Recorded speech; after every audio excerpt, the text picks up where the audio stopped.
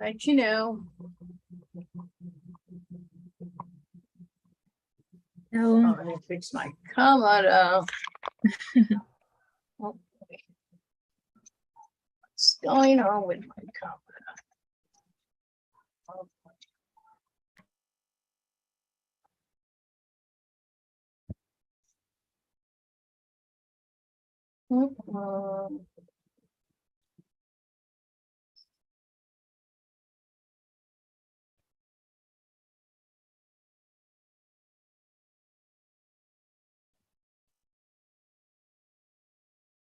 Trying to work with this camera. Oh boy.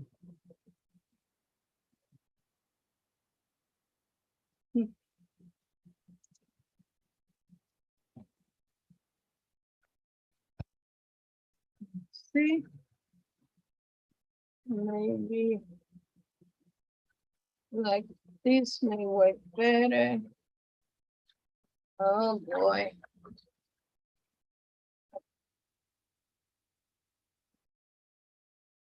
I don't know how to manage this. My God. What's going on?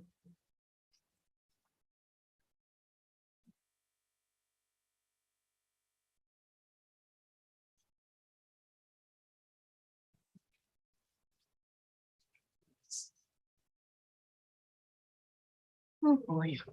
You got it now. Chanel? Yeah.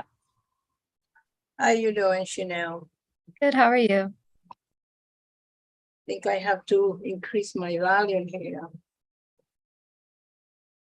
Can you hear me now? It sounds too low, right? Oh, I don't know. I mean, you sound fine to me, but Because sometimes my value is too high, God, no. and I don't want to sound like I'm in the bushes, you know, trying to reach someone to rescue me. No, you sound fine. How is the day with you so far? Or how has been your day so far? It's been good. You know, work. How's your day been? Well, no complaint, quite hectic. Until we finish, with this event. I know it's not gonna be that easy, but working hard. Trying to wipe it out a little bit of this lipstick that looks too right. Oh boy. So let's see. It's only you and me and somebody else. I don't know who might be. Hopefully, I'd see. Oh, Albert Aquino. Hey, Aquino. Hello. Very nice. Hello. Hola, hola, hola a todos. Buenas noches, bendiciones por allá. Thank you.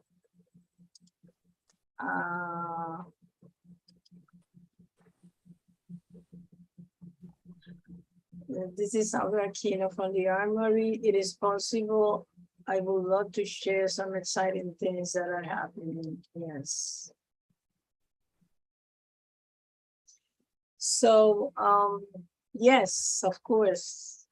I'm trying to type on the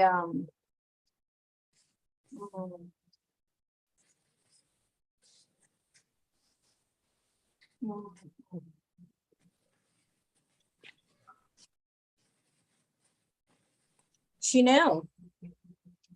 I don't Yes. know what I'm trying to type on the Q&A type. Oh, here we go. Okay, now I think I got it. Hello, Albert. Oops.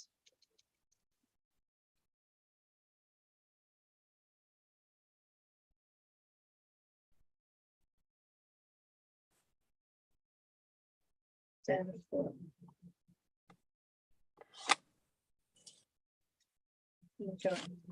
for joining us. Thanks for joining us. Thanks for joining us. Yes. course, you can announce me.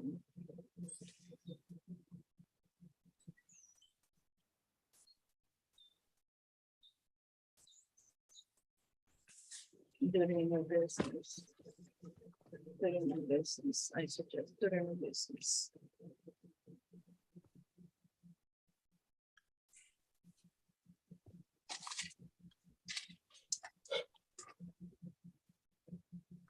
I will ask Chanel.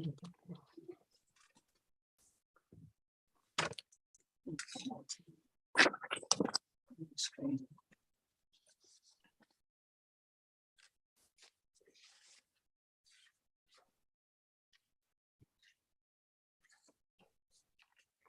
Hi, everyone.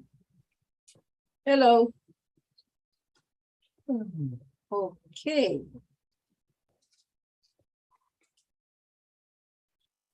How you doing? We are about to start. Let's see, 7:03. Ms. Okay. Rendero? How's everything so far? So far, very well, thank you. Thank you. Well, I'm glad. It's been a very hectic time. Well, summer is about to leave us. So, but let's see. So far it's been good. Yes. Guillermo, I'm very happy to see you. I'm so glad to be part of the Because I team. know you it's know. not easy to get you on the screen. Yeah, you know. I just excuse myself because I'm a member of the Lions Club International, and we have the foundation has a yearly gala, a fundraising once a year, and it's coming next month. So I'm part of the team of the board, and they're having a meeting right now at the restaurant. So I just stepped out of the restaurant to join this meeting. Right. And this is only once a month. Yep, So we don't ask too much. yep. Yeah. All right. Well, Shadi is already with us. We Hola. only have you as a member and Maria. Hey, Maria.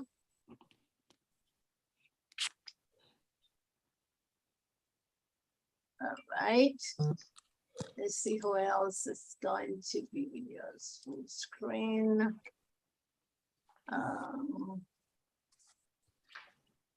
Let's see who else. Shadi, hello. Hola, ¿cómo están todos? Buenas tardes. Everything is good. Qué bueno, qué bueno. I'm good. Let's see. Yes. All right. Okay, get folks on time. It's a hard task. Right?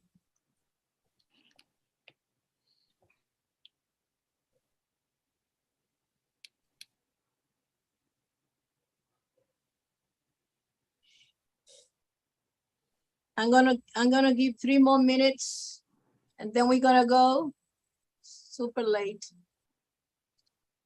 Senora Fe, I have a question. I didn't know if your chat was open only because, for the timing, I could just, while we're waiting, I could just put my information in the website just to save time. I didn't know if that was possible. Déjame subir mi volumen. Say it again. No, it's okay, Senora Fe. What I wanted to know is if it's possible to just put in the chat, like my information, the website, because a lot of what I'm going to talk about. Because that's just so you know. that's the idea that people yes, Chanel will give you access.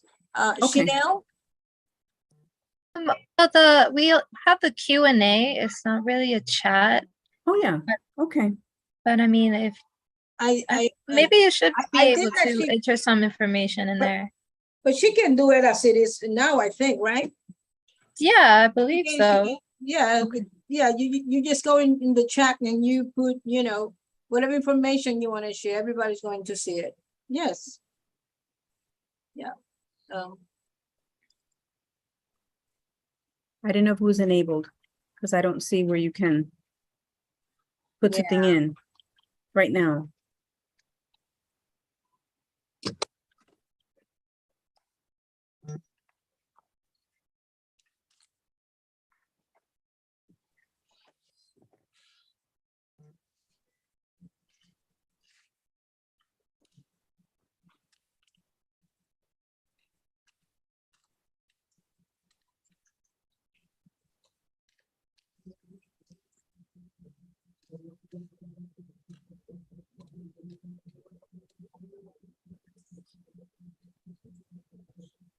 All right.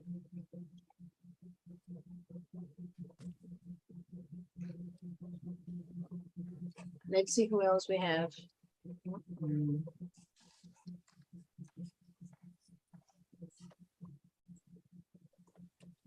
2 more minutes.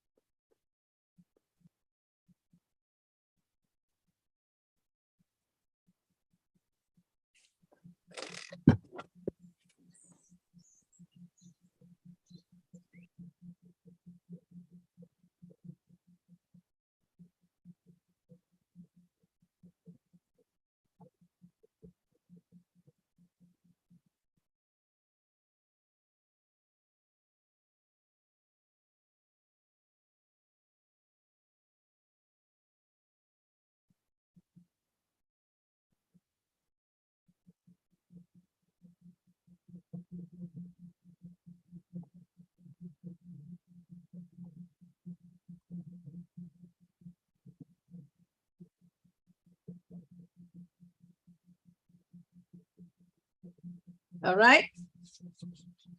So let's call. All right, let's call the meeting to order. Good evening, everyone. My name is Faye Florimon. I'm the chair of the Youth and Education Committee. I would like to welcome all of you for joining our meeting. This is our meeting number 7 for this year.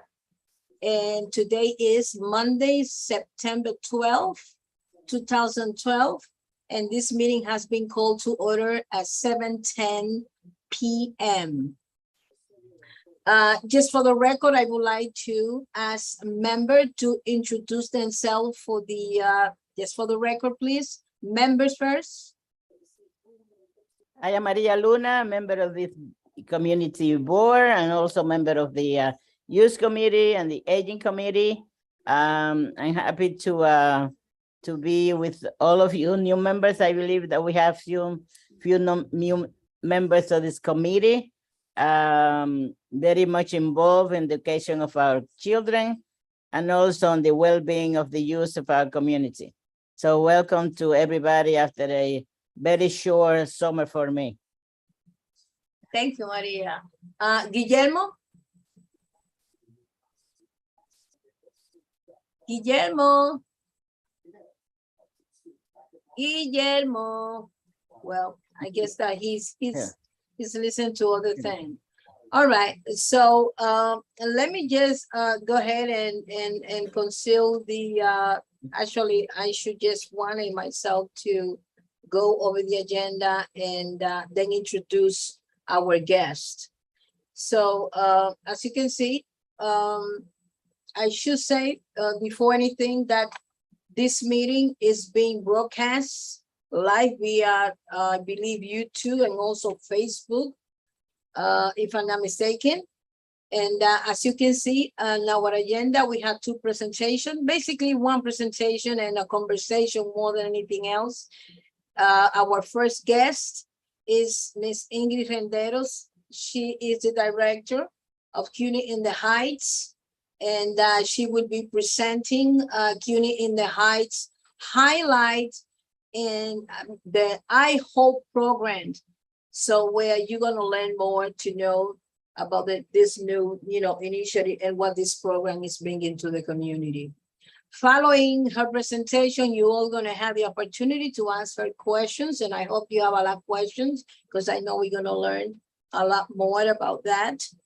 And then we're going to move to the item number 3, which is our next guest, Shari Morales Tineo. She is a representative of community affair of the from Index, I should say, here in New York City. She will be basically discussing what Index is, all about Index and what is the role in Index in New York City and all over the world as well. Following her presentation also, or the discussion with her, we're going to move rapidly to the all in new business, where any guest, anyone will have the opportunity to make any announcement that you wanna to, make for the community. And then and there, we're going to adjourn the meeting on the item number 5. So welcome all. And I would like to call or conceal the floor to our first guest, Ingrid Renderos. So Ms. Renderos, the floor is yours. And thank you so much for, joining us this evening. Thank you, Señora Fe. First of all, I Always. just wanted to thank you so much. Again, I'm just really happy that I have the opportunity to make this presentation here at Community Board 12. I will present mostly in English, pero yo también puedo hablar en español y decir algunas cosas de este programa también en español. But I'm going to, let's say, focus on the English right now. So my name is Ingrid Renderos, very proud, a resident family of actually Washington Heights. I grew up in Washington Heights, immigrant from Ecuador, first generation, and, was able to really make it. And through education saved my life. So I'm really happy that now I'm doing full circle and I am the director for CUNY in the Heights. But tonight I'm actually focusing and promoting what we call the I Hope program. And the I Hope program actually has been fully funded by a very prestigious Robin Hood Foundation here in New York City. One thing that's important about the Robin Hood Foundation, which I'm very proud of, is they really focused on monies on the I Hope program in this community. And I'm here, thank you for the support of Community Board 12. I'm here because I want our residents in the area. I'm so happy this is live on YouTube and on Facebook, because this I Hope program, the residents in this area of Washington Heights, Upper Manhattan, and the Bronx, right? They can apply to the I Hope program. So let me share with you what is the I Hope program. But before I do want to put up the flyer. So I wanted to know if I can share that. Okay, I can. Okay, wonderful. Thank you. Okay, so does everyone see this? Yes. hope. Start a new Wonderful. career, yes. Great.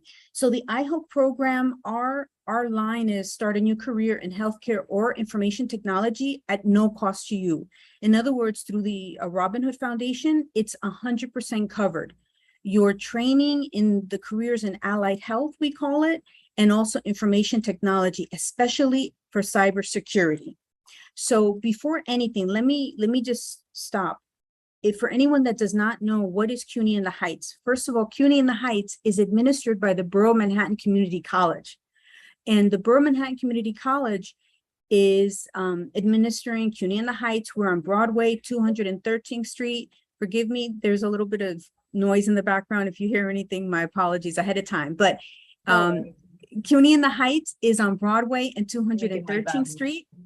And we offer community members in Upper Manhattan and the Bronx, not just the I Hope program, but I also want to mention, I will at some moment put in, type in my name, my information, so that you can, definitely email me. I am here. I'm part of the community. I grew up in the community, so I want more of my community to be successful and know about these resources.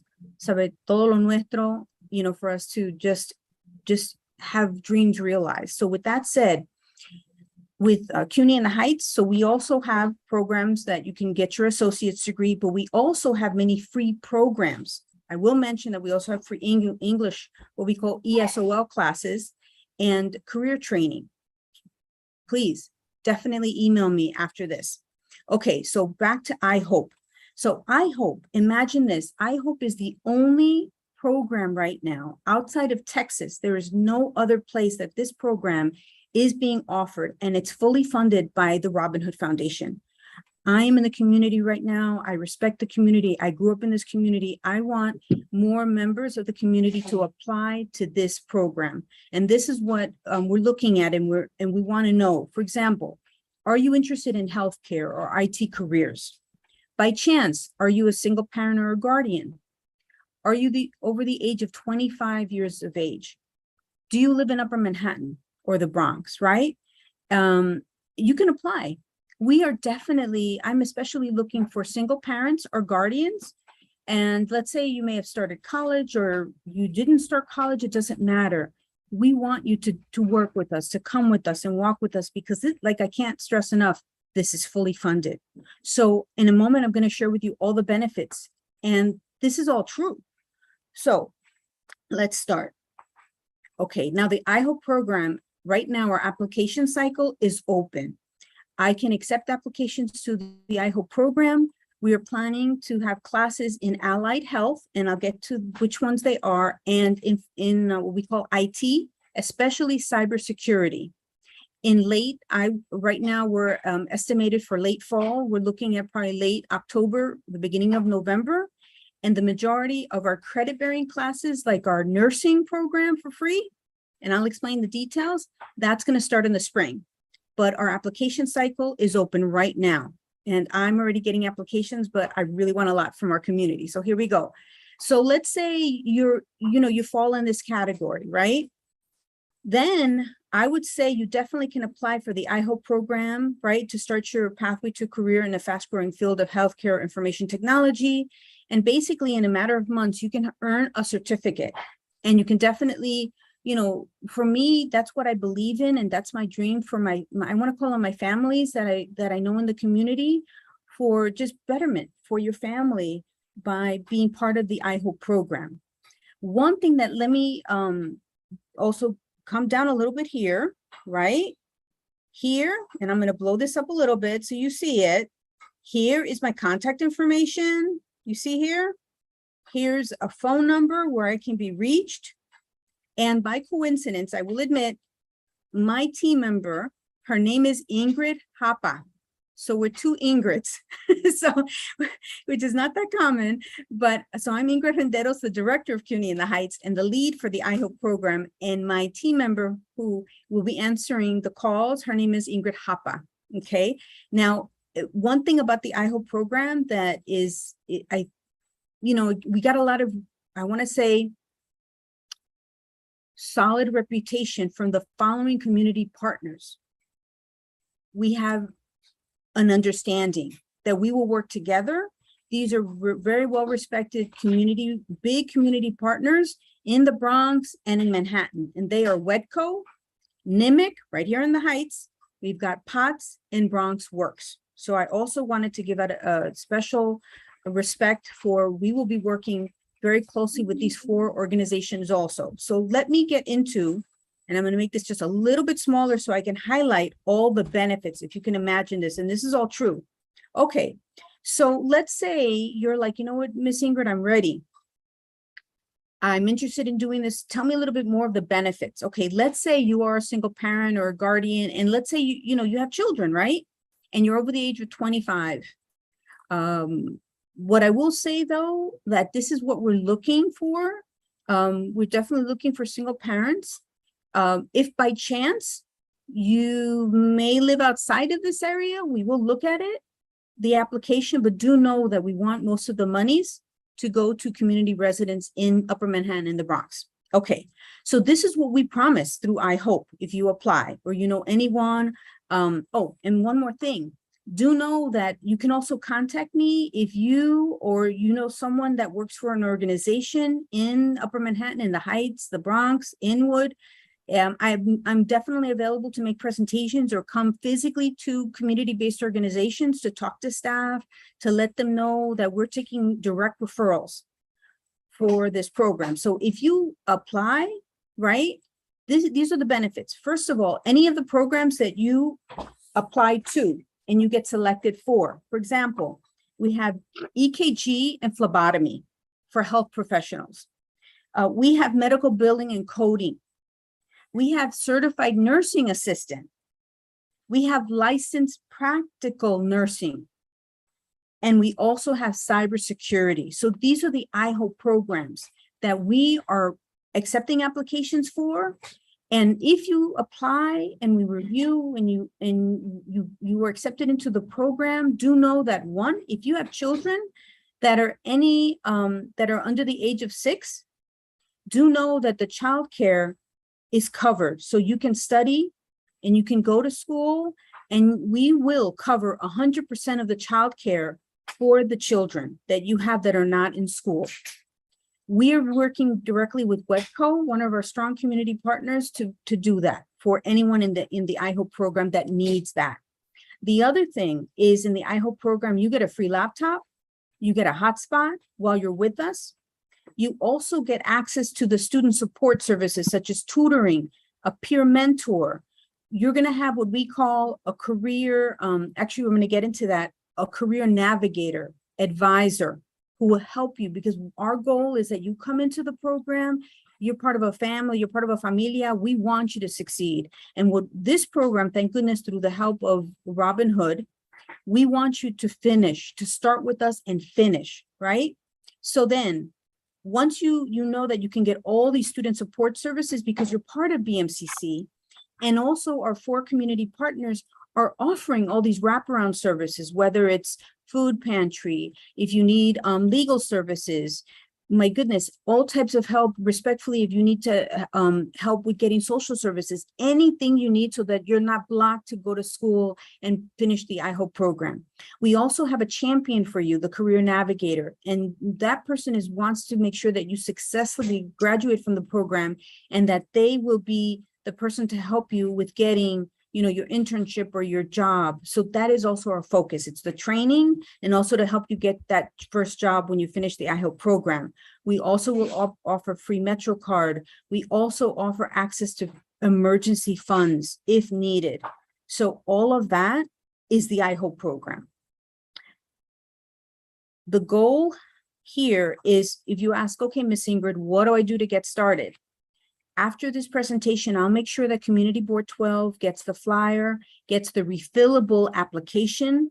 When I finish my presentation, happy to put all my information on there, but at this moment, you can literally put your cell phone on this screen and you can scan this QR code and you can get started. The application is there and I'm excited. Please do know, if you do apply, and on question 16, it says, how did you find out about the IHOPE program?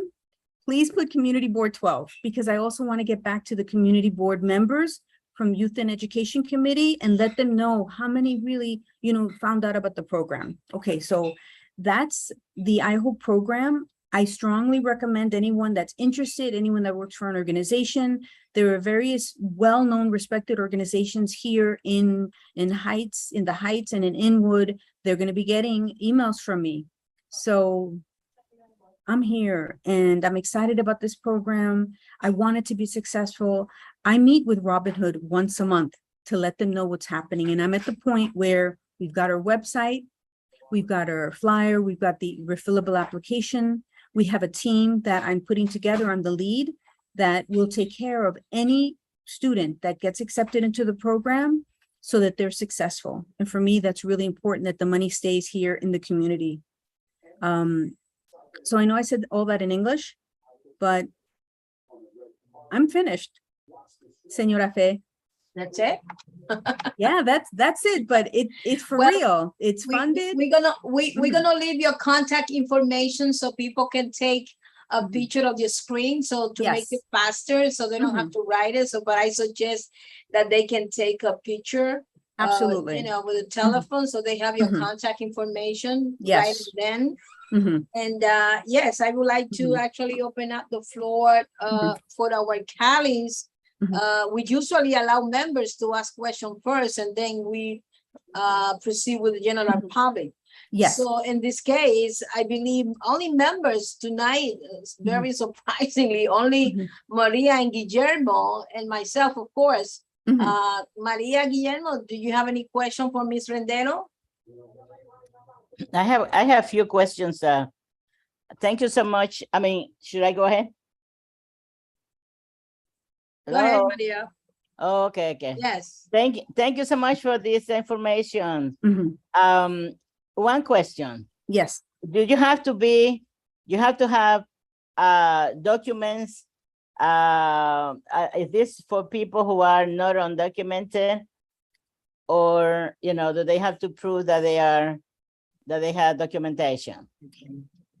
Señora María, muchísimas Ajá. gracias for that question. Right now, I'm going to give that question to Señora Fe, and I'll make sure that you have it because that's something that we want to make sure, because I'm looking more specifically for the certified nursing assistant and the practical nursing, because at the end of the program, you do sit for the certifications. In other words, so that you can practice. And I know I work a lot with undocumented students, a lot, Señora Maria. So I want to make Okay. sure which of the IHOPE programs, if all of them, respectfully, it does not matter of immigration status. Okay, I'll make Okay. sure, all right. but it's a good question for me, Señora Maria. Another question is, Mhm, what is the length of the programs, mhm. of each program that that you have? And is that done during the day? Mhm. If you're talking about people that have children, they are probably Yes. children that they have to go to school, they have to go bring the kids to school, pick them up, and so on and so on. Is there also this Mhm. type of program on weekends, Saturday, or maybe Sunday, who knows? Yes. And that is also a consideration for people who Absolutely. have children. And also Absolutely. there's a limitation on the age of the person that can take, advantage of this type of education. It's free education. Oh, yeah, no, Señora Maria, no problem. Okay, I'll start with the age limit. At this point, there is no age limit. Respectfully, this program, though, we really want to help adults. And that's why we're really targeting adults that are more than 25 years of age.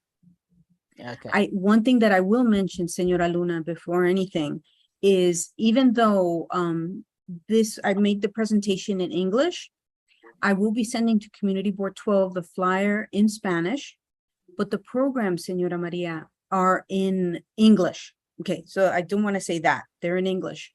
Anyone that applies and it gets accepted into the program, one of the things that is looked at is you're given a TABE test, a test to confirm your level of English, because the whole program, any program that you will be in is going to be in English. But I still want to promote it, of course, here in the community, because just because, with all due respect, you speak another language, right? It doesn't mean that you can't successfully complete. Okay, so going back to the classes. Okay, I'm going to follow up. Here we go. The basic EKG and phlebotomy courses, those are very short. They're only a couple of weeks, and it's what we call hybrid. Normally it's in the day. That's where we're focusing on the childcare to find parents that have children, right? Single parents, especially. So those are just a couple of weeks, and that's hybrid. So one, like let's say a week in person, another week not in person. So those are very short. So just so you know, Señora Maria, we are starting in the fall, in the late fall, like, late October, beginning of November, and I'm finalizing this week with the team that runs that specific EKG and phlebotomy, so I can give that to you, but most likely it will be during the day. It will be during the day. Basic EKG and phlebotomy. Medical billing and coding, finalizing with the team when that will be, but that may be lengthened, but it should be, the shorter programs are basic EKG and medical billing and coding. The longer ones, though, Señora Maria, are all the nursing. And that's going to be starting in the spring, as of January. And those are going to be during the day.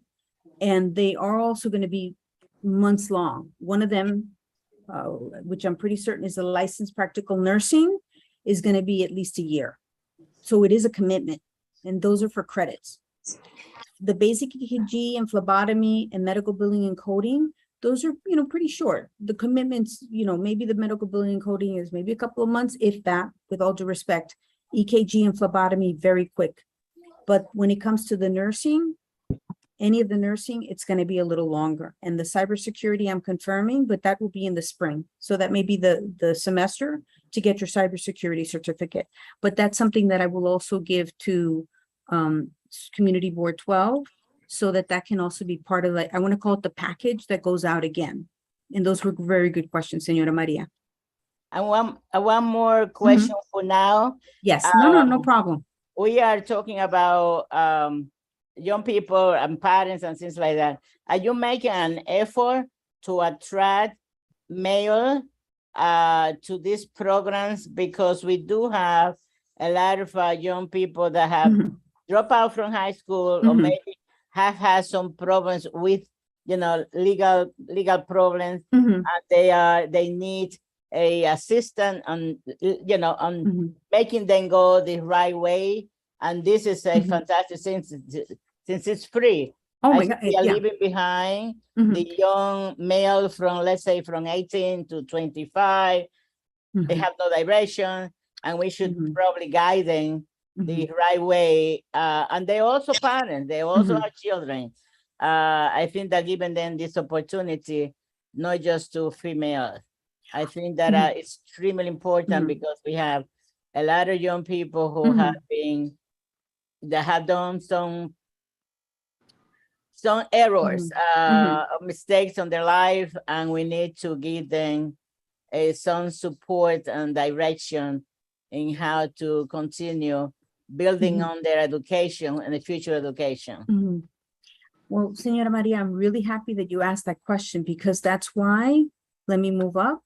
We are focusing on single parents or guardians of, let's say, you know, let's say you have legal responsibility for your cousins or your siblings, you know, things like that. Not necessarily that they're your children, but you're a guardian of children.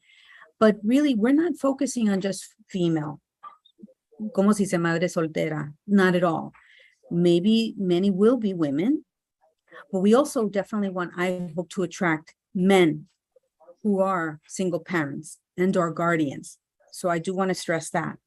So it's open. It's not just for women. It's just for single parent, madre soltera, padre soltero, or guardian. But going back to opportunities for youth that may not be over 25 years of age, I can say that I could have a follow-up conversation with you, Señora Maria, if there are specific, like if there's an organization or certain set of I want to say youth that fall in that are single parents and they want a second chance. At this moment, I can say that we would be open for them to apply. But again, we are targeting single parents or guardians over the age of 25. All right. Do know, I'm sorry, Señor Maria, I did also want to add, and thank you, Señor Guillermo. I know he has his hand up, but just to finish with Señora Maria, I also wanted to say that in CUNY in the Heights, even though it's not the I-HOPE program, you know, with all these extra things, right, especially the childcare, we have a lot of free training for youth. And also, Señora Maria, we have a free for youth up to the age of 24 in CUNY in the Heights. You know, you could go and get your high school equivalency and pathway into the Bermanhattan Community College, get funding, get financial aid. We have Project Impact that works with youth that maybe have been affected by, I want to say respectfully, the legal, you know, the justice system. Same thing. We have those programs, Señora Maria. Okay, So, the reason why I say that specifically for male, I'm the president of the Police Council, the Community Council of the 3-3 Police Precinct, and also I also work with the 30s and the 34. I see a lot of parade of young people being arrested for minor, you know, problems, and we find out that they have nothing to do. There is no job for them. They're not ready for anything, and maybe there is a link that we should be able to pass this information to them so they can get a you know, a different life in the future. So thank you so much. I will looking forward for the flyers that you have with this information. Yeah, and also, Señora Maria, I'm so used to being in the Heights no problem if you want me to visit with you or visit with the precincts, you know, Right. I respect this education and youth committee on doing, because, you know, I grew up here and I know exactly what it meant to survive, you know, being here and still loving being in the Heights and being very proud of growing up here, like Candela, like really, you know what I mean? So, but Thank you so but much. but we have so much talent in the Uh-huh. community. And I think that's more important. You know, the talent is there, there are mistakes, but there's opportunities. And I want the youth to also take advantage. I'm sorry, Senor Guillermo. Mhm, Yeah, thank you. Guillermo's next. Mhm. All right. I had the floor. Hello. So Yes. Guillermo, just identify yourself Okay, for the that- record, please. Mhm. Before your Sorry? question, identify yourself for the record first before you ask your question. Because I was calling before, but I couldn't get hold of you. Can you see me? Yes. Mhm. No, I'm saying just say your name and that you are a member. You're going Can to you see me? identify yourself for the record. Okay, good. It's for Yeah. attendant purpose, what we do every month. Oh, okay. I didn't do that before because I was Because you were expecting someone distracted. to. Yeah, my name is Guillermo Perez, and I am a community activist. Here in Washington Heights, the Bronx. And we work in different community here in the city of New York, and we've been dedicated to as a professor. I've been a CUNY professor. I've Mhm. been we've been around in helping in so many ways. And I am so glad to hear from you and hear from CUNY in the Heights. But I still believe that we need, at some point, we need to make a biggest promotion and get involved with some of the probably volunteers. Or also, we can get some people that just part-time. I don't know if you have that in your program, Mhm. but some young people that come to the different community fairs in Mhm. hospitals, in big businesses in the community that Mhm. sometimes they have some kind of educational event or just Mhm. health fair. Yeah. Have a table in there, bring the Mhm. brochure, have business card and share that with the community. I used to do Mhm. that when I was a student in CUNY. I used to work for the register department, and I was one of the promoter. But my question is that in your program are included some courses as basic property management, like Mhm. for some young people and some other adults that never finished, a grade in the country, but they're here and they're working as a superintendent.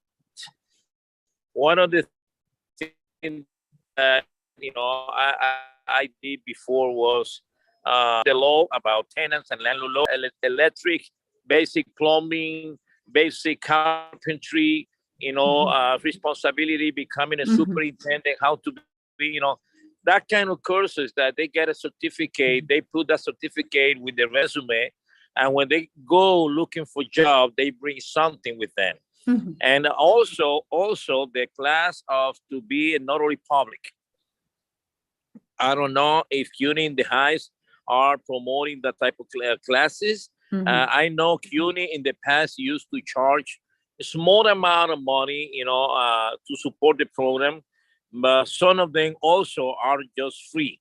So I would like to hear from you if we stay, CUNY in the Heights are doing the same, or there is any other way that we can find out, about the program. Senor Guillermo, I'm so glad you asked that question. Okay, so this is what we're offering right now at CUNY in the Heights. Of course, you can get your associate's degree there. You can take classes, you apply to the Borough Manhattan Community College. We can help you do that at CUNY in the Heights. And then when you're a BMCC student, you can take your classes at CUNY in the Heights. Not all of them, but many of them you can.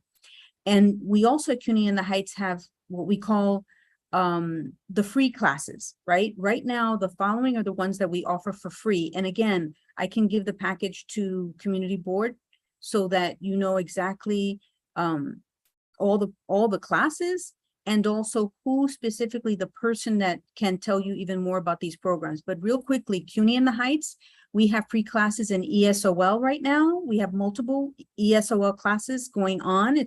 Actually starting this week. We also have security officer training and OSHA 30 for construction.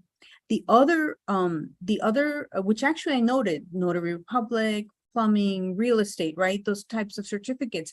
I know respectfully that when CUNY in the Heights was administered by Ostos, they had it for many years. And we, right now we also have adult and continuing education, and we're slowly offering other programs. But Senor Guillermo, what we're working on right now with Bronx Community College and Ostos Community College actually is me reaching out to both of the colleges so that we work in partnership, because we're not competing. So if there are programs that we're not going to be offering and they are right now, we want them to offer them at CUNY in the Heights. We're that inclusive, Senor Guillermo. I hope, in a few months or even sooner, if I, follow up with the Youth and Education Committee, I can have good news that of more programs that we're going to be offering. I'm focusing on, and I've already reached out to Ostos and Bronx Community College because they have those programs and I want to bring them to CUNY in the Heights. So I wanted you to know that. All right. Well, I really appreciate your Mhm. explanation. Oh, And definitely. count on me, because I used to be one of the registered officers at Bronx Community College. It was my first college when I first came here to learn English. Ah, It okay. was my first certificate when I first came to my country.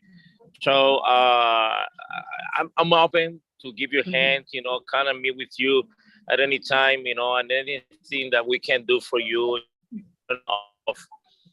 move the program throughout the community. Okay. I'm here to help. Wonderful. Thank you. Muchísimas gracias. Right. So anybody else have any question? I'll also try to answer some questions in the chat. Yes, so I see that we have Carmen Polanco. Welcome to our meeting. Carmen, I'm gonna put my email on the chat in case that you may have any questions that, you wanted to ask me via email or any concern that you may have. So thank you for joining us. And those that perhaps may not appear on the chat, but are watching, our meeting, I want to thank you for taking the time to see our program. All right, I see the two participants raise their hand. Let's see who are there. So Guillermo already did that. So we have Michelle Liz. Okay. Yes, Michelle Liz, she's our member. Just for the record, please identify yourself and ask your question. Thank you for joining us. Or welcome. Yeah. Hi, Faye. Hi, Ingrid. It's nice to see you again. My name is Michelle Lee. I'm a member of the Youth and Education Committee and part of Community Board 12. Apologies for being a little bit late to this, but I want to say this is such a great program as somebody who is a parent of a young child myself. And I wanted to ask a little bit about the childcare you provide for folks who are part of this program. Yes, no problem, Ms. Lee. So regarding, that's why we are in strong partnership with WEDCO, because this is their, I want to say, this is their specialty. It's childcare. So as soon as I get, let's say, an application, as I've been getting them, reviewing the application, seeing that they say, yes, hypothetically, I have a child that's not old enough to go to school, right? Then I would, and actually I'm going to tomorrow go physically to WEDCO because they are based in the Bronx. And but they have childcare providers all over, right? So to talk about that flow and the handoff, because they have case managers, they have a department just on childcare. They're the ones that train childcare providers. It could be in-home or what we call brick and mortar. It's what they do. It's their specialty. So that's how we're handling it. I want to say we're going with the specialists, and it's WEDCO. Okay. And fortunately, through Robinhood, it's paid for. So it's just, we get the application, We see which program you want to be in, and then your needs for childcare, and I have to immediately, you know, follow up with WETCO. Respectfully, you know, there's like, and I want to be very, very frank. We are looking for community residents in these locations, Upper Manhattan, the Bronx, that are over 25. You know, maybe they didn't, with all due respect, maybe not finish college, may have had struggles, any barriers. This is what this program's about barriers. And to, Mhm. you know, finish, and that we are giving you all these wraparound services. Does that help, Miss Lee?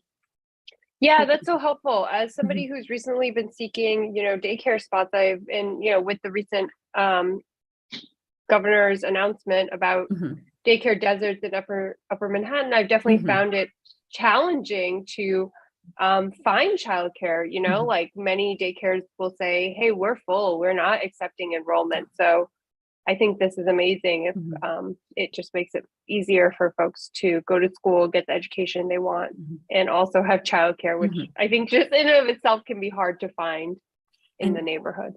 You know, one thing, Miss Lee, which I think is really trailblazing also, and speaking a lot with WEDCO, I said, what happens, with all due respect, right? Let's say we have an applicant that they want to be in the program.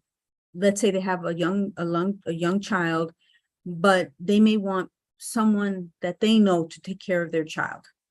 Mm-hmm. That is a possibility, but they have to be trained by WEDCO. Mm, And so that they can be paid, but they have to go wow. through training. They have, Mhm. because it's also giving the ability of someone to have this chance and to know that their child will be taken care of, right? That financially will be taken care of, but also peace of mind. WEDCO also is like, Ingrid, we are open to this, but know that that person has to go through our training, and there's minimal training for, I want to say, in-home child care. They Mhm. work with child care providers, but you know, and that's what's so fluid about this Robin Hood grant, that they're like, listen, what's our goal? Our goal is to get more young adults back in school, have this opportunity, not let childcare to be a barrier. And if they prefer their grandma, well, grandma has to get training and grandma can get paid. Wow. Yeah. All right, Awesome. we Thank need to you. move. Yeah. All right. Do we have any additional questions so we can move forward? Mhm. Anybody else? Let's see if I see some hands. Let's see. I don't think that it's anybody else. All right, so before we move to the next item on the agenda, I just wanted to shout Alberto Aquino. He's from the Armory and he has a very interesting announcement, something new. And I really hope that you stick around so you can learn what he's going to be sharing with us. So thank you, Alberto. A long time I haven't seen you. I also wanted to thank Carmen Polanco. She's on the chat. We have anonymous attendee, whoever that is, you know, welcome. And I think this is it, yes. So if I forget anybody else, so my apology to you. So, Ms. Rendero, I want to thank you for your presentation. I know that once you leave, people are going to start, oh, but I forgot to ask her this question or the other question, but stick around because I think on the next presentation or conversation that we're going to have, there are folks in there that they have interesting discussion. The Armory, I think, is something that you should witness. And of course, Ms. Dineo, that would be a great partner to get to know, you know, what index, you know, what they do. Yes. All right. Thank you. So thank you again. And thank you, Callis, for attending our meeting. So now let's go to the next phase of the agenda. I want to introduce Shari Morales Dineo, who is from Community Affairs. Let me see if I can say this in Spanish. Wait a minute, what happened? I'm hearing echo. So, yeah, Shari Tineo, en español, ella es una representante de asuntos comunitarios para la organización que se llama INDEX. y ella nos va a hablar sobre index, cuál es el rol de index y qué realmente significa index. So for those who doesn't speak English, so Shali Tineo, she is a representative of Community Affairs for Index, which is a Dominican organization that was established in Dominican Republic. She will be speaking about what is the role of Index and in the community and I guess all over the world as well. So, Ms. Tineo, the floor is yours. Señora Tineo, el visto es suyo, por favor. Join us. Muchísimas And gracias. thank you so much for, Un for placer. accepting our invitation. Yes, thank you. El placer es nuestro y la verdad que es un honor estar por aquí y ver lo que hacen en el Community Board. Como bien dijo doña Fe, mi nombre es Shadi Tineo, yo soy encargada de asuntos comunitarios del INDEX. Es una excelente oportunidad estar por aquí, hablar un poquito más de lo que hacemos. Pido disculpas a los que no hablan español. Yo pude entender prácticamente la presentación de doña Ingrid completa. Sin embargo, me siento más cómoda todavía hablando de mi institución en español y dejo aquí el compromiso de que muy pronto lo estaré haciendo en inglés. Es un compromiso conmigo misma. Básicamente, el INDEX es el Instituto de Dominicanas y Dominicanos en el Exterior. Somos una institución que nació el 28 de julio del 2016 por una ley que se emitió en el país y pertenecemos a la Cancillería, al Ministerio de Relaciones Exteriores. El Ministerio de Relaciones Exteriores tiene los consulados, las embajadas y los INDEX. Actualmente nosotros somos 11 INDEX y de esos 11, 7 están en los Estados Unidos. La forma de identificar dónde debemos estar siempre está basada en lugares donde hay una mayor cantidad de dominicanos residiendo. Otros lugares donde estamos fuera de Estados Unidos, por ejemplo, estamos en España, estamos en Italia, estamos en Panamá y así sucesivamente. Estamos en Venezuela. Se van haciendo estudios continuos de cómo va creciendo la población dominicana que emigra y ahora mismo estamos a la espera de una aprobación para unos nuevos índices.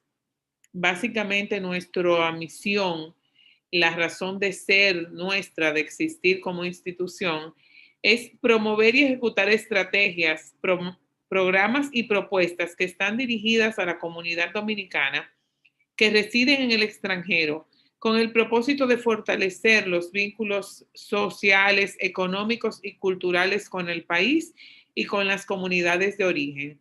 Cuando decimos la comunidad de origen es, por ejemplo, mi familia, mis padres son de San Francisco de Macorís, una provincia de República Dominicana. Entonces, no es solo mantener el vínculo de Chadí en Estados Unidos con República Dominicana, sino también desarrollar ese vínculo con la comunidad de San Francisco de Macorís. Es una forma de garantizar que no estamos perdiendo nuestras raíces, que no estamos perdiendo nuestra forma de pensar, nuestros valores y todo lo demás. Y básicamente que haya esta integración del dominicano con la comunidad también donde reside. Parte de mis funciones como asuntos comunitarios en Nueva York es mantener al grupo conectado con las diferentes organizaciones de Nueva York. Por ejemplo, doña Ingrid estaba presentando y yo de inmediato en mi cabeza me imaginaba que perfectamente pudiéramos estar haciendo acercamientos a la comunidad presentando este programa. Creo que luego don Guillermo lo dijo en su intervención, tratar de que más personas sepan que este programa existe y que tiene tantos beneficios, o sea, hasta el transporte te lo estamos facilitando. Te estamos facilitando el cuidado de tus hijos, te estamos facilitando un programa sin costo en áreas que tienen una alta demanda en este momento, porque todos los días yo veo que están buscando gente para el área de salud. Entonces, qué bueno sería que más dominicanos pudieran tener acceso a esa capacitación y con eso elevar el nivel de vida de ellos mismos, de su familia, de sus hijos. Es parte de lo que nosotros debemos estar haciendo en la comunidad donde estamos. Nuestros ejes estratégicos son la educación, buscando capacitar a los dominicanos en el exterior a través de cursos y talleres y también de acceso a becas con aliados estratégicos, que en este caso perfectamente pudiera ser CUNYS. Y para los que siguen nuestras redes se pueden dar cuenta que continuamente estamos ofreciendo capacitaciones, tanto presenciales como vía Zoom. Y ofrecemos capacitaciones de diferentes temas. Hace unos meses, por ejemplo, hicimos un acuerdo con un instituto aquí en Nueva York y estuvimos ofreciendo capacitaciones en el área de plomería, de electricidad, de soldadura, que son áreas que son muy demandadas y que de hecho cuando tienes las certificaciones y los títulos se pagan muy bien las horas o los proyectos. Entonces, esa es una de las razones de ser del INDEX. El otro es el aspecto económico. Buscamos aportar al crecimiento económico de la diáspora y la inversión en sus comunidades de orígenes, y con eso muchas veces lo que hacemos son entrenamientos con los bancos, facilidades con las tasas. Ahora mismo hay un proyecto que se llama Vivienda Feliz, que es patrocinado por el gobierno dominicano con inversión privada, y lo que busca es que ese dominicano que emigró a cualquier país donde está el INDEX y no tiene una casa actualmente en República Dominicana pueda obtener una tasa con una serie de bonos que el gobierno está dando de entrada y con una tasa preferencial. Entonces, de esa manera nosotros ayudamos a que ese dominicano que salió hace 15, 20, 8, 9 años ha trabajado arduamente en el lugar donde se encuentra, pero no ha podido invertir en tener su techo. Yo creo que no hay ningún inmigrante que no sueñe con volver a su tierra. Y usualmente, como no sé, en otros países, Ingrid, tú que eres ecuatoriana, pero con los dominicanos se da mucho que nosotros lo primero que pensamos es en los padres que dejamos allá, en los hermanos que dejamos allá y en tener nuestro techo para cuando vamos de vacaciones. Es como una seguridad que nos da y también es como un logro, es como una satisfacción. Entonces, en ese sentido, estamos trabajando mucho con ese proyecto de Vivienda Feliz. Otro de nuestros ejes es la parte cultural, realizando acciones con el fin de fomentar nuestra identidad nacional, nuestro sentido de pertenencia y nuestra cultura. Por ejemplo, hace unas 3 semanas yo tuve por primera vez en Nueva York el 4º Congreso de Escritoras Dominicanas. Fue un evento que se hizo de manera simultánea entre República Dominicana y Nueva York. Se estuvo transmitiendo vía streaming a otros países y participaron de Nueva York unas 20, 25 escritoras. En este caso eran específicamente mujeres, pero se ha hecho con hombres. Igual hacemos diferentes actividades culturales para que no solo el dominicano que está aquí, sino también sus hijos, los que nacieron aquí, no se desvinculen de sus raíces y puedan recordar lo que son nuestra música. No solo es bachata y merengue, tenemos otros ritmos, nuestra poesía, nuestra geografía, nuestra hidrografía en el caso de los ríos. O sea que básicamente ese es uno de nuestros ejes. Y el otro, el último, es la revalorización y caracterización del dominicano en el exterior. Esto lo hacemos a través de reconocimiento a dominicanos destacados, miembros que se han destacado en la comunidad por sus aportes, dominicanos que han dejado un legado, que han hecho cosas no solo en beneficio de la comunidad dominicana, sino en beneficio de las comunidades donde se desenvuelven, y usualmente puede ser en cualquiera de las áreas del saber: abogados, líderes comunitarios, médicos, músicos, ingenieros. Tenemos diferentes tipos de reconocimientos en ese sentido, y básicamente es buscando que esos esfuerzos que ha hecho ese dominicano por tener una vida intachable en el país donde se encuentra, por tener que ha trabajado para tener una vida que ha dejado una historia, pues pueda ser reconocido públicamente por ese aporte. Y sobre todo, que esa gestión sirva de inspiración para los otros dominicanos que estamos aquí. A mí, por ejemplo, que trabajo muchísimo con las mujeres, y doña Fe, que sabe que hablamos con mucha frecuencia, yo le digo, wow, cada vez que yo encuentro un dominicano o una dominicana que lo está haciendo bien, me compromete a mí también y me compromete a mi familia a continuar ese legado. Cada día conozco más gente en la ciudad de Nueva York y en los pueblos cercanos, Haverstraw, Peekskill, diferentes lugares que están haciendo una labor increíble. Y entonces eso sirve de inspiración y para nosotros mismos de eliminar las barreras que a veces nos ponemos cuando llegamos como inmigrante a un país. Básicamente esas son nuestras funciones, fortalecer la imagen del país y de las comunidades. Por ejemplo, ahora en verano yo he participado en una 8 o 10 actividades en diferentes parques de diferentes grupos de dominicanos. Por ejemplo, hace 2 semanas estaba con un grupo de Catalina de Baní. Catalina es un municipio, Baní es una provincia, pero ellos tienen su comida, su forma de hablar, su propia música, se juntan, comienzan a ver quién es el hijo de quién. Ay, tu abuela yo la conocí allí, y se va formando esa pequeña comunidad dentro de la ciudad de Nueva York.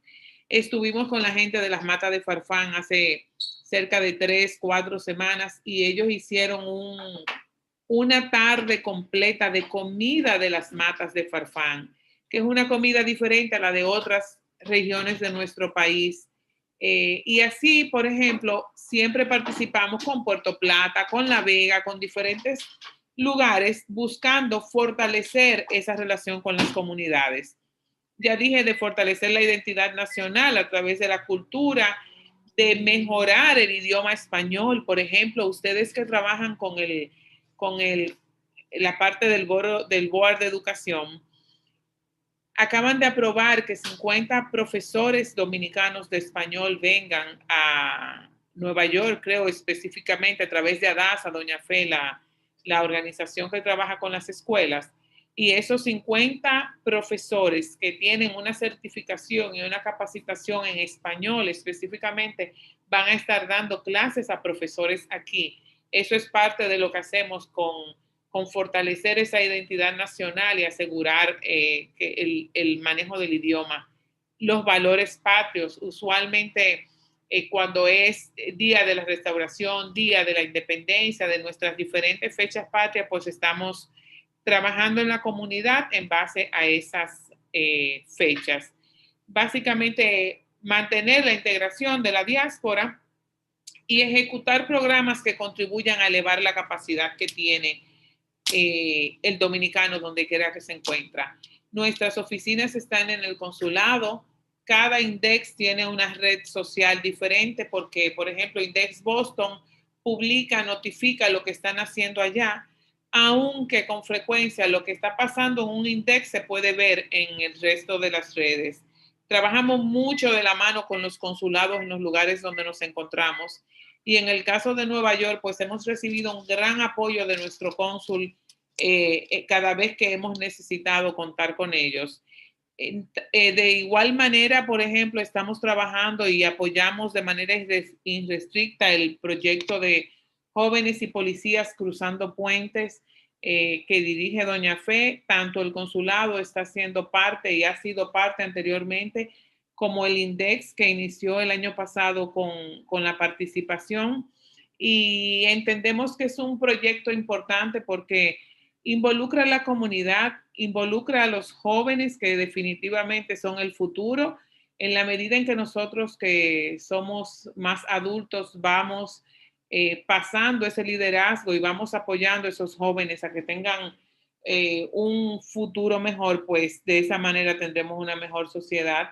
Y al igual que este proyecto de Doña Fe, que está enfocado en jóvenes y en crear alianzas y en en mantener los valores y en mejorar la calidad de nuestra comunidad, pues de esa manera apoyamos también otros proyectos similares. Mis números los voy a dejar en el chat para ponerme a su disposición como siempre. Usualmente trabajamos como voluntarios con otros proyectos, por ejemplo, doña Ingrid, si mañana podemos en algún momento conversar y definir cómo podemos difundir este programa y todos sus beneficios a nuestra comunidad, pues podríamos organizar un evento grande, yo garantizar el público, seleccionar dominicanos de ese rango de edad y con esas características y que ellos puedan escuchar de primera mano y todas las ventajas que tienen con su institución, con este programa y con otros adicionales. Esa es nuestra razón de ser y como les dije, les voy a dejar en el chat mis datos para cualquier contacto posterior. Agradezco muchísimo la oportunidad que nos brindó doña Fe de estar por aquí. Es bueno que sepan que estamos aquí en el consulado, pero que trabajamos en la comunidad. Nuestro trabajo es afuera. De lunes a domingo no tenemos un día específico porque lo importante es que esa presencia esté cuando la comunidad lo necesite. Gracias y mis disculpas a los que no entienden español. Cualquier pregunta a sus órdenes. Gracias, Shari, gracias. Yo voy a tratar, si Michelle posiblemente no entendió, pero voy a tratar de sumarizar un poquito de lo que dijiste. Michelle, did you understand any of the things that Ms. Tineo said?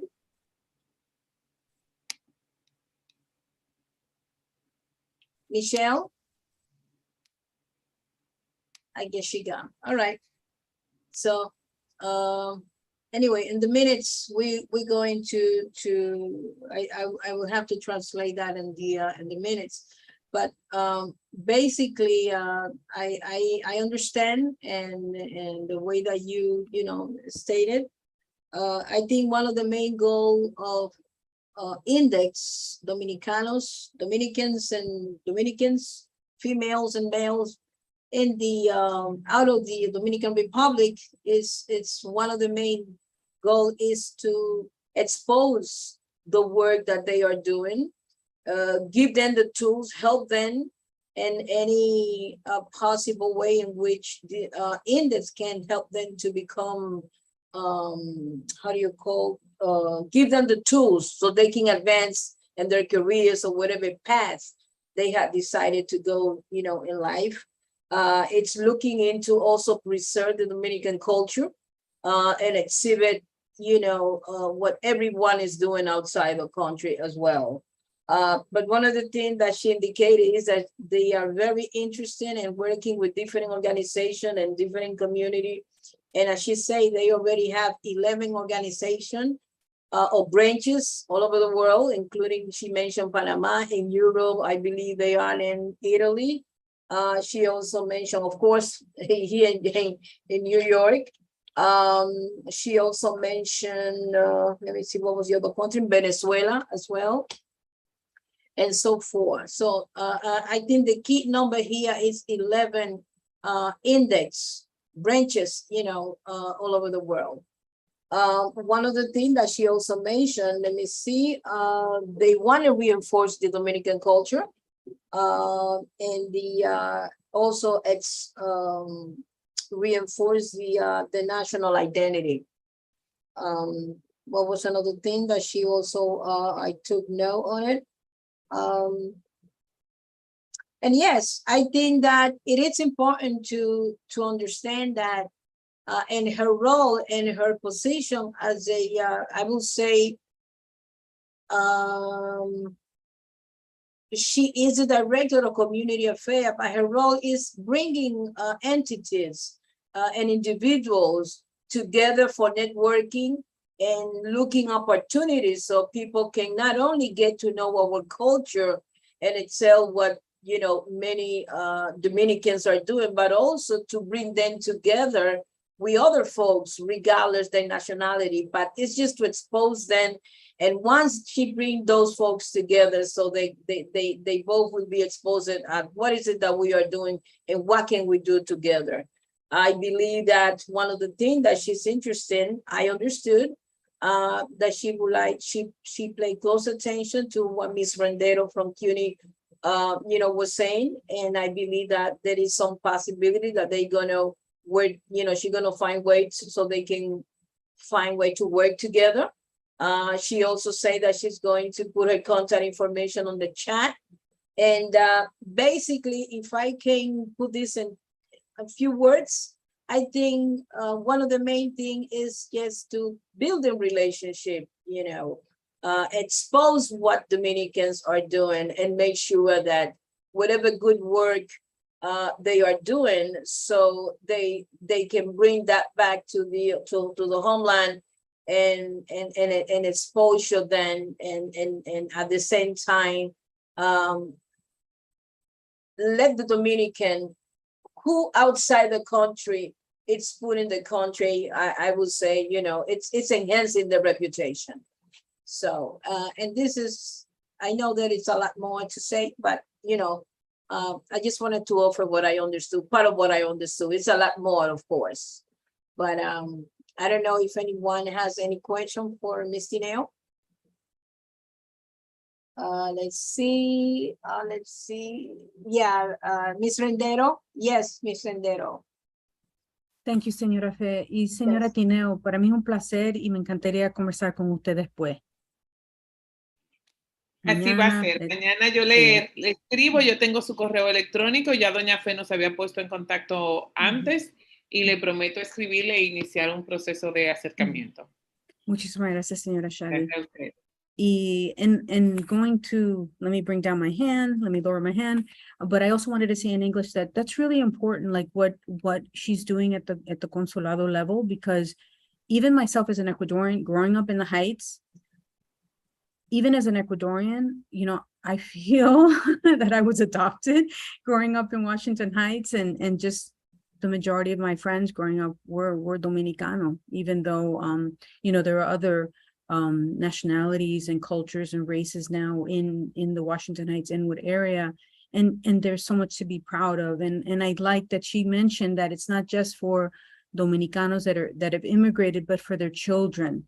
Because when you're living in the barrio, it's just very, I felt it hard to keep the culture, alive, and to be very, very proud of not just being from these communities here in New York City and understanding the sacrifice of their parents, that there's a lot of incredible things that are all Dominicano de los nuestro, and to be just proud. So I just wanted to share that. That's all. It's just so important. Thank you. Yeah, and thank you, Ms. Rendero. I don't think that, this is my personal opinion, that the idea of building relationship, networking has been so important in today. And I really, I'm very proud that INDET is basically concentrating among other things that are equally important, but the fact that they wanted to transcend, other country, other cultures, and bring them together so we can get to know each other and work together. I think this is awesome. Personally, I'm all about building relationship. I think it's very important. And hey, two head together can think better than one, I think. And definitely, Ms. Rendero, we've seen an opportunity here so we can come up with some awesome idea and bring other folks, all cultures, regardless, everyone is welcome. So we all to work together. So Ms. Tineo, I really want to thank you. I don't know if anybody else may have any question. Maria usually has questions, but I'm sure Maria knows this in and out. So, Well, I think it's, I'm really familiar with the program, so my relationship with with the Dominican community leadership, to the consulado and things like that. And it is important that they focus more a relationship between the communities that we are working and that we have as neighbor to make sure that they fit into a pattern that can help them in the future. One of the ideas about, purchasing a house in the Dominican Republic, and maybe the making sure that people understand that they have, there's hope for them to go back home if they need to. The only thing that I can tell those that are in that leadership position is that I believe that everybody is entitled to that dream to build a home, but also that when we go back home, we have the security, that we have the protection that people need to have once they invest, part of their, their effort to go back and then to feel comfortable and not be, afraid of the, insecurity that sometimes our society, is suffering from. But anyway, le estoy diciendo a la señora Tineo, ¿verdad? Que mi conocimiento del programa que ellos tienen, hace muchos años que yo tengo conocimiento de eso. Pero una de las cosas que nosotros debemos pensar es cuando estamos pidiendo, ofreciendo ayuda para que nuestras personas, nuestra gente quieran regresar y quieran obtener una casa en nuestro país, que también tengan la protección una vez que hayan invertido tanto en seguridad, en tranquilidad, que es lo básico. Y también muchas de nuestras gentes usa, sí, hacen unos gastos en casas que después no la pueden mantener. Yo he visto gente bien cercana a mí que han hecho casas que tienen 6 dormitorios, 4 baños, un patio por aquí y un patio por allá, y después se ven en una situación donde they have a problem maintaining that, and some of them have to come back and things like that, and also being abused by maybe even relatives of them. So entonces tenemos que tener una educación y proveer en verdad el conocimiento de lo que la gente va a meterse cuando hace, tú sabes, quiere hacer realidad su sueño. Sí, así que gracias. Sí. Tengo esos apuntes. Thank you, Maria. I also want to add that, education, as we all, agree, education is so important.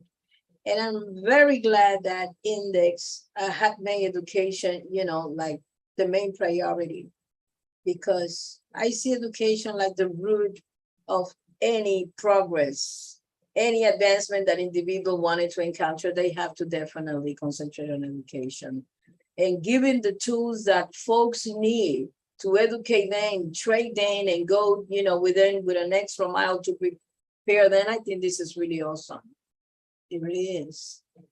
So, nada, Tineo, acabo de decir que, me siento realmente bien satisfecha y orgullosa con la idea de que Index, una de las cosas que Index se concentra más es en la educación del individuo.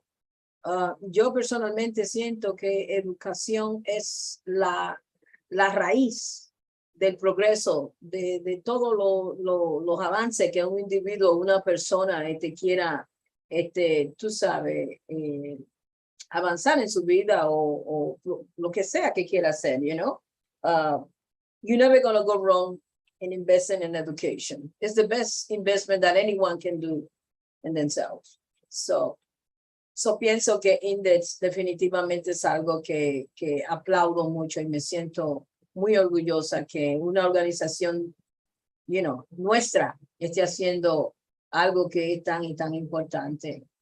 Y por supuesto, llevar esto, tú sabes, a otras comunidades a través, en el mundo entero. So, yo no tengo ninguna duda que Index va a seguir creciendo. Eso es algo que le va definitivamente tiene que estar, la comunidad internacional sé que debe estar bien interesada y es algo que yo veo que va a tener una expansión o va a seguir expandiéndose en una forma masiva porque es trayendo, es poniendo, conectando personas, conectando instituciones y eso es lo que nosotros necesitamos. Mientras más conectemos estemos, más pequeño el mundo se va a volver. Va a ser una pequeña village, como dicen, but for, you know, for good. Yes. All right. So let's see. It's almost 8:30. Anybody else have any question? Let's see. No. Well, I guess at this point I wanted to thank you both, Mr. Rendero, Ms. Dineo. Thank you for joining us. Gracias le doy a las dos, a Ms. Rendero y también a Ms. Dineo, por tomarse el tiempo de darle a entender o darle a conocer a la comunidad todas las cosas buenas que están pasando, que estoy seguro que hay muchas personas que quizás tenían una idea, pero hoy se le ha sido evidente realmente lo que ustedes tienen que ofrecer y yo creo que hay mucho, pero mucho para digerir después de esta conversación y quiero darles la gracia.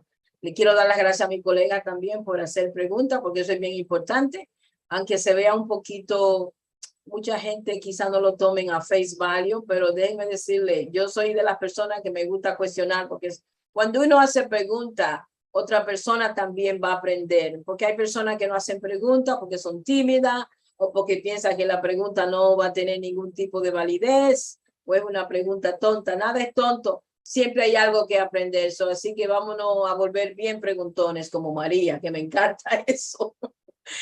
All right, so thank you very much.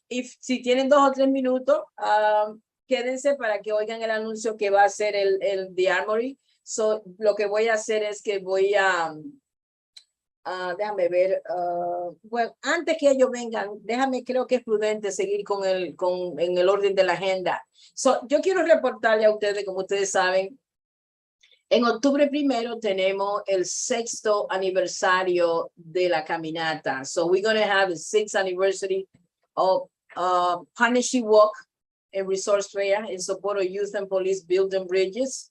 Like every year, we all started in front of the community board, 166 in Audubon. And we're going to start congregating at 8:30 a.m. And the march is going to take off at 10 a.m. We're going to go all the way via St. Nicholas as every year. And then we're going to be arriving at the George Washington campus, where we're going to have the second part. Because remember, the walk is just a symbolic gesture in which we are saying, yes, we want to walk with police officers and we want to walk with the community. And having at the center our youth, our young people.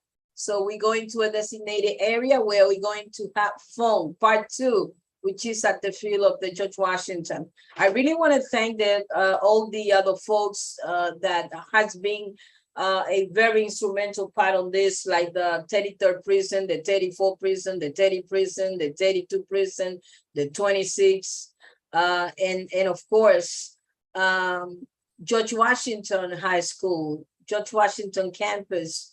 I don't have words to describe, the support that, we have received from them. And also I should say school district, because George Washington is part of the school district, of course. I hope that Superintendent Ramirez may get to see this meeting and hopefully he can this announcement and share with the entire school district. This year, we have a very, very important cause. We are going to be honoring our fallen heroes. And this is something that is highly, highly important in capital letter, highly important. We lost, as the community know, 2 young officers, Detective Jason Rivera and also Wilbert Mora. They both used to belong to the 32 prison. And I'm really calling the entire community and all New York City community to join us for this wonderful, event in which we all going to honor the memory of these two young and wonderful, officers that we lost. They were babies.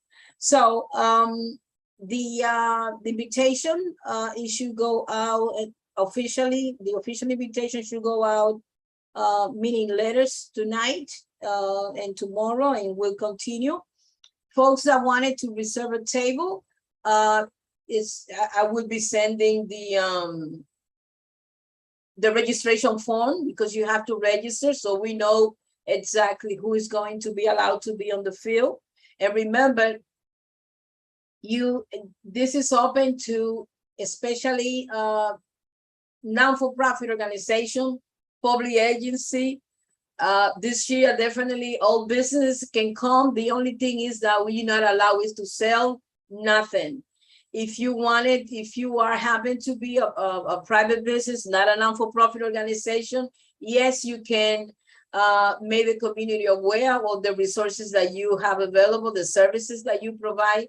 But on the field, you cannot sell nothing, absolutely nothing. Everything has to be just free for the community, even the information. So I just wanted to put that very clear. So everything is just free resources for our community. So I hope that you join us again on Saturday, October 1st. And remember, the walk starts at 8:30 a.m. on 166, and we want to walk towards via St. Nicholas to George Washington campus. So I wanted also to say that if anyone, we need tons of volunteers. If anyone in the community wanted to join our volunteer group, please contact me. Yes, I already put the chat, but many folks can find my email information. It's public, but it's my first name, fe.florimon at jjay.cuny.edu for John Jay College. So just send me an email, and please, I hope you really give us some time and help us to organize this event. I'm sure that you won't regret. You're gonna have fun, and it's a good cause. And yes, in advance, I want to thank NYPD for being always, so dedicated in helping us. My colleague Jackie, that is also, working diligently so we can bring Washington Heights and Harlem together, so they can, we can do a sincere and meaningful, partnership. I really want to see more unity, not only between Inwood, Washington Heights, and also Harlem, but I think all New York City should come together and advocate for, more peace environment, more respect, and so forth. So without any further, I just wanted to leave that as that. And I don't know if you have any question concerning this event. Any question? It's Maria, Yes, I have Maria. always, you Yes. saying that you're assembling people at 8:30 in the morning, 8:10 in the and morning. then you're gonna start the walk between 10. 8:30 in the morning and 10, what is gonna happen there?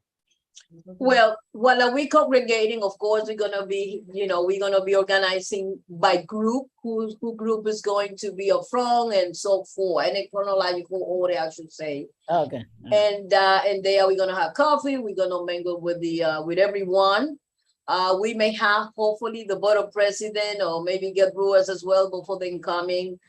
We don't know exactly who is going to be speaking at the walk. But before the walk takes over, we're gonna have the blessing of one of our church leaders before the walk takes over. Take off. All right. Do you have, I think Take that you off. mentioned that Mr. Aquino from the Armory is gonna speak, but I have an announcement before we adjourn. Yes, go ahead, Maria. I don't think, is anyone has any question about this event? Let me see. No, I just want to make sure, that you have flyers, and also the two other groups that are the Index, and also the Queen in the Heights, because I'm having our council, the 33rd Police Council meeting on Thursday, September 22nd at 6:30. And I can, you know, disperse the flyers and information to the people attending, you know, our meeting. One thing that I would like to suggest for the future, in the near future, fair, is that I am very disappointed on the news by the Department of Education, the new chancellor, about the number of students per classroom.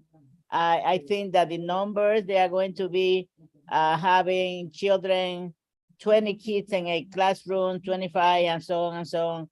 I think it's just doesn't give the teachers and the student a fair chance of a very good education, and something we have to be looking at for the future, because it's gonna fail with the Well- situation that all the students have at home.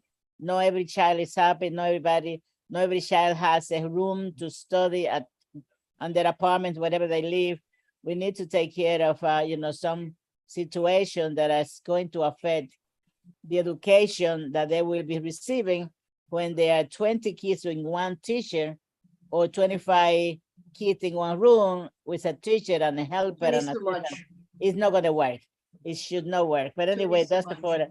for our future meeting, we should be, you know, taking some time to analyze that situation. Well, I think that, and thank you for bringing that up, but one of the outcry along with the community, like Class Act Matter and many folks that, you know, have been advocating for the reduction, you know, of class size, we have joined that.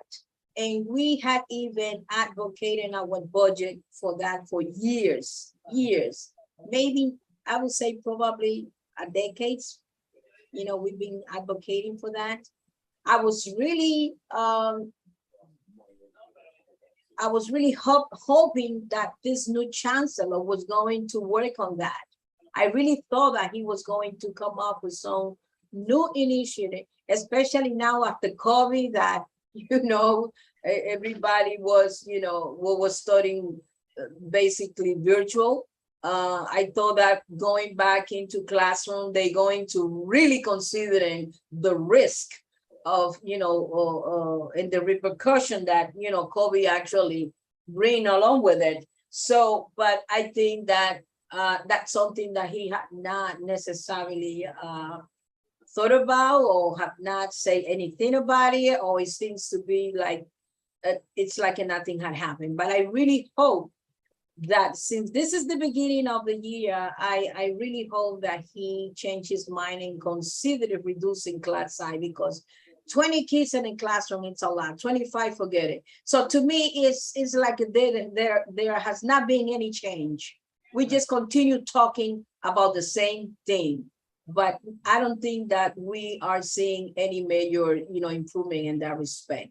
But Okay, since Faye, this is so, just the beginning, let's see what's gonna happen. yeah, I'm sorry, I think I only say that in English. Yo quiero que los tres grupos que se han reunido esta noche, el de CUNY in the Heights, el Index y me parece que, y el tuyo, por supuesto,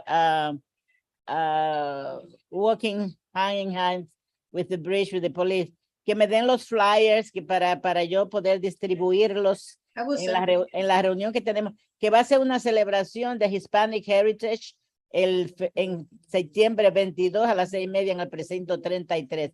Por favor, asistan, tenemos refrescos, refrigerios para todos los que asisten. Así, por favor, no se olviden. Sure, thank you, Maria. So send me Okay. invitation.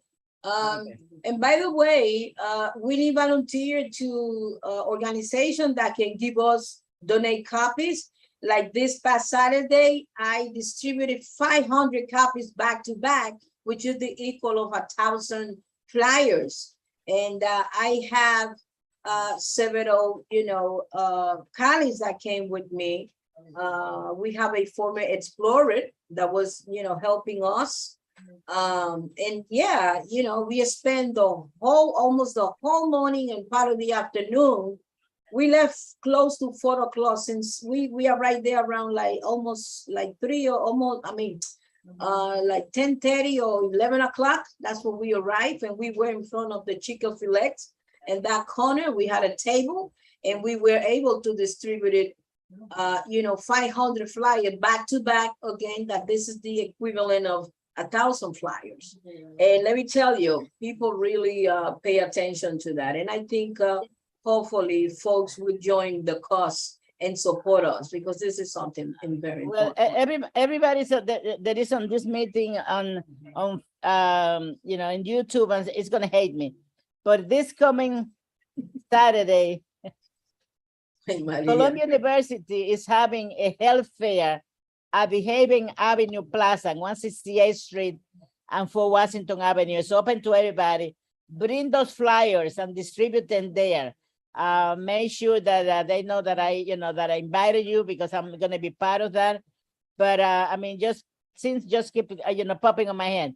So at the Haven Avenue Plaza, this coming Saturday from 11 o'clock to 2:30 in the afternoon. Make sure you get that information to the community, especially your organization, Faye. So it's extremely important that people participate. Thank you. And I'm going to keep my mouth closed now. No, that's okay. We're learning. So Maria, let me ask you a question on anyone's, maybe CUNY perhaps. So Nano Printed donated 500 copies. So maybe Ms. Rendero can, I don't know, if it can donate a few copies. Yeah. If you know folks that can donate us 500, 1,000 copies, it would be, much appreciated. That's Back not to a back, problem. so, to make it. All Yeah. right. So, That wouldn't be a problem. All right. yeah, Okay. thank you. So I can bring those to whatever event, it's there. Yeah. All right. So remember, I wanted to say that very last in my end, that next month we are going to be discussing our budget priority. As you know, Maria, every year we have to do that in October. And folks, I wanted to say that if there is any particular item, any issue that you want us to advocate for funding, so next month, just let us know so we can take note as to what we're going to be asking. And I also wanted to encourage the entire community to pay close attention to our council member, Carmen de la Rosa, who is actually going to different places in the community and discussing the budget priority, how to spend $1 million in this community. So I think this is very important. I have not personally be able to join, but I make sure that before she ended, that initiative, I joined one of those meetings, because this is really important. The community need to know exactly how we can spend, $1 million in this community. We have a lot of loophole, a lot of needs. And I think that join one of those, meeting, definitely, it's a great thing to do. With that in mind, so I just wanted to call Alberto Aquino from the Armory. I think we all should listen close to what he's going to announce. Chanel, can we promote Alberto Aquino, please? Hi, can you hear me? Hey, yes, we can. Hey. We wish I can see you too, so my colleague can see your wonderful face. If you You're give me very the- handsome, you know that. I never say that before, but I'm saying now. Thank you. If you promote me to share my screen, I'm happy to do that too. But I'm so happy to be here this evening. Thank you so much for letting me just jump in here and listen to all the beautiful, amazing news. So if anybody doesn't know who I am, I'm the director of youth programming at the Armory. I have the best job there. I get to work with all the young people of our community and design and create programs that are meaningful to the families, that are meaningful to the children, and are fun. So I'm just wanted to share some exciting things that are happening. It's the beginning of the school year. Every family across the Heights, I think it's like 80,000 families, are thinking about after school programs, and we want everybody to consider the Armory for after school programs. We have a free after school program on Mondays and Wednesdays for children ages 6 to 14. So that's 2nd grade to 8th grade. Kids can come in twice a week to get some exercise on our track. The track is the fastest indoor track in the world, which means world records are broken there every year, more world records than anywhere else. And we have over 14 coaches who come in, work out with the kids, get them good quality exercise. The kids get to socialize with other children from other schools. And the goal is not to build Olympic athletes. The goal is to have children have a positive relationship with exercise, that they can develop their skills, their athletic skills, and balance and strength, and really have that confidence in themselves. I know a lot of us, when we think about stretches, you know, what stretch am I going to do? We think back to when we were younger and what we learned at school, or when we learned when we were younger. So that's our goal. We want to give all the kids all the beautiful skills that they need. So that after school program has never filled up before, but we have been getting kids applying to our program like never before. In the first day we opened it up, we got 100 kids to sign up, which is amazing. So if anybody knows any families who are looking for free after school programs, especially athletic, the Armory is unique because it's an indoor space. In the winter, we're open when the sun is down. We're open when the snow is coming down as well. And then, so just one other big exciting piece of news. Halloween is also coming, and the Armory is having a very special opportunity for everybody in the community for Halloween. On October 30th, the Sunday night, or the Sunday day before Halloween, we are having an event called the Uptown Games. The Uptown Games is our yearly event that's exclusively for the kids in the community, where they get to come in, run on the track, get some medals, they get to race, but they also get to come in their costumes, get some candy. We are giving out tons and tons of gifts for the kids. I'm going to tell you all a secret. I know we're going live on YouTube, but we are trying to get sneakers for all the kids. Don't tell anybody. We're trying to get sneakers for all the kids. We did that last year. No promises yet, but we're confident we can get it. All the kids walk out with more books than they can carry. They walk out with lots of toys and gadgets. And this is, just one of the many events that we have at the Armory. We are all about trying to get the kids moving, get the kids excited about exercise. And if we can bribe them with some books, we'll do that too. So that's the main things I wanted to share with you today. We have our after school programs. We have our special one-day events.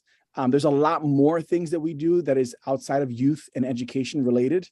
We're doing things for seniors. We're doing things for high schoolers, lots of really fun things, but in that respect as well.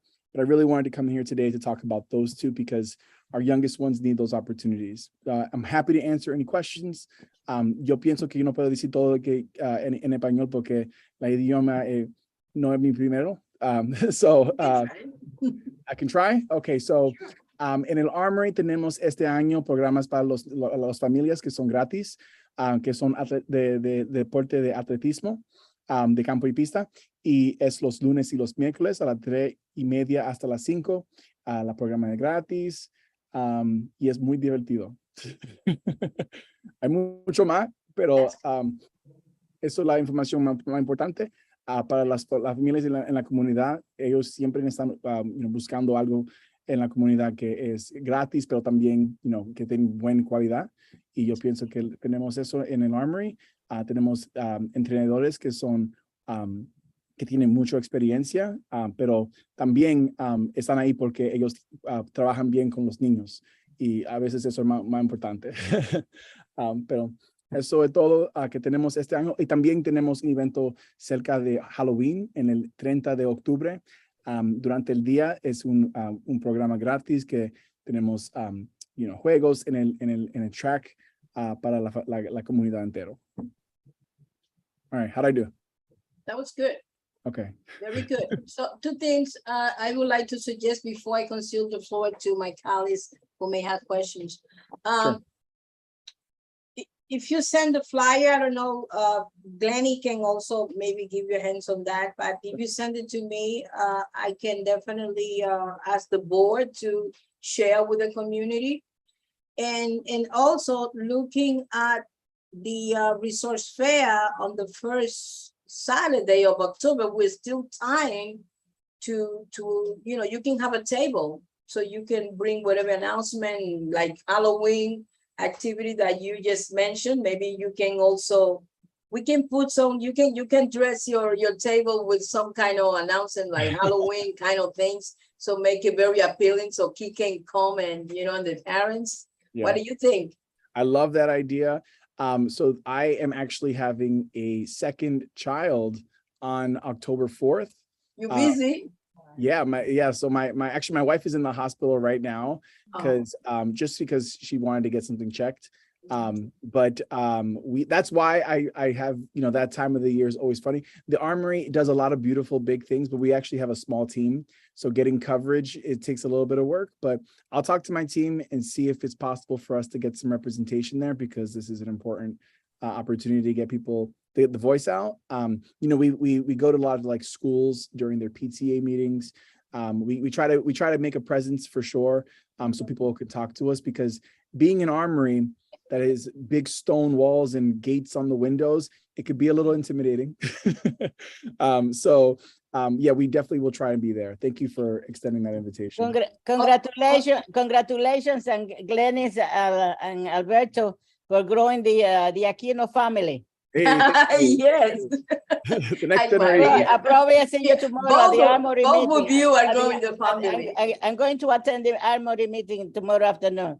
Yes. So anyway, congratulations to the family. Thank you, Maria. Thank you. Yeah, I second that. Yes. I wanted to say, Albert, also that, maybe if you cannot be at the resource fair, maybe you can send someone from the Armory, or we can work it out to have a volunteer. Maybe, few students, I don't know, whichever way you wanted to. I would like very much the Armory to bring bring their banner with at least, even if it's 2 kids, so they can march. I think, and also have, a table. Armory has always supported us since day one. And, I think it would be nice if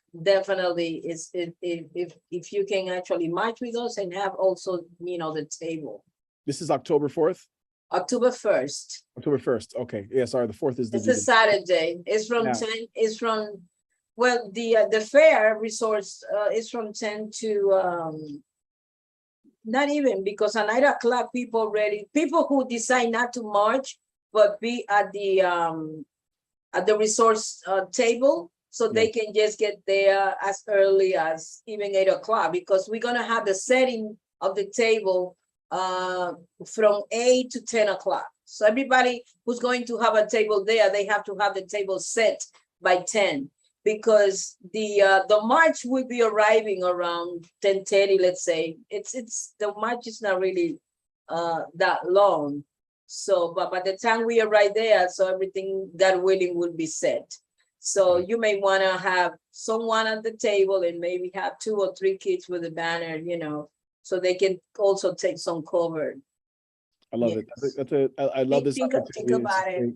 Yeah, let me talk to my team about it and see how feasible it is, and then and many other organizations as well that you feel that they should bring awareness of the services that they have available for the community. Feel free to do so, because everything is basically, it's free. We don't charge. Everything is free. I mean, we ask for folks if they want to donate whatever they can donate. Yes, fine, but everything is just free. Yes. Okay. Yeah. Well, thank you again. And send me the flyer so I can ask the board to e-blast our community. Yes. Okay. Yeah, So, I can do that. I can do that. Anybody else have any question for Aquino? You can ask me anything. Yes. Ms. Rendero, Shari, do you have any question? ¿Tiene alguna pregunta, Shari, para Mr. Aquino? Yo quería saber la edad más o menos de los chicos para los programas, si hay un rango de edad para estos programas. Sí, las programas empiezan en un mes. So, en el 17 de octubre vamos a empezar todos los programas que tenemos para los jóvenes. So in English, the question was, when do we start our programs? Our programs are going to be beginning in about a month, October 17th. There's a lot of holidays from now to that time. So we wanted to have a consistent time to be able to start at. Very good, very good. Anybody else? Let's see, Ingrid. Yeah, I- Renderos, yes, Ms. Rendero, please. Thank you. Yes. Thank you, Señora Fe. Alberto, I'll connect with you because every Thursday I have a food pantry and I get like over 70 people coming every week for free food. I'd be happy to give out your flyers, you know, so the community knows, That's you great. know? Yeah, Okay, yeah. so we'll connect because that's amazing. And especially for your Halloween, Yes. amazing. So Yeah. people Well, have got to know. Whenever the goal is really for people to view the Mm-hmm. armory as a resource, right? So we used to, COVID kind of interrupted things, but we used to have a lab where people could take classes as well and get certifications. So and so right now we're really focusing on the youth and the health opportunities and academic opportunities. I didn't talk about the academic much because that's a whole other conversation, but yeah, anything to get the word out, that would be really great. Ingrid, that sounds like amazing work that you're doing with the food pantry. Yeah, I just want that event. That sounds incredible, you know, for the community to find out about it. Okay, so I'll get your information so that I can promote that easily, okay? Thank you. No problem. Pleasure. Have you noticed, any one of you, that in the time that we are living, there are a few things that are so much in our eyes. The talk of the town, I should say, it's about health, technology, youth, and relationship. Isn't it that so true? Yeah. Like everything that you hear is about health, youth, relationship, and technology. Oh, wow. Yeah. Good stuff. All right, so I think, let me see, anybody else has any question before we just adjourn the meeting? It's only 7 minutes to adjourn the meeting. Well, we don't have nobody else, you know, with questions. I just want to thank all participants, not only present in this meeting, but also folks who are on Facebook, folks that are in YouTube. I want to thank you for your attention, for your time. And I'm really looking forward to seeing you, you know, on October 1st, Saturday. And remember, at 8:30 in front of the Community Board 12, we are going to start congregating and march to George Washington Educational Campus. Please support this cause because this is a very, very important cause. So thank you all for joining us. And this meeting is adjourned at 8:54 p.m. So thank you very much. Thank you so much. Good night, everybody. Thank you. Good night.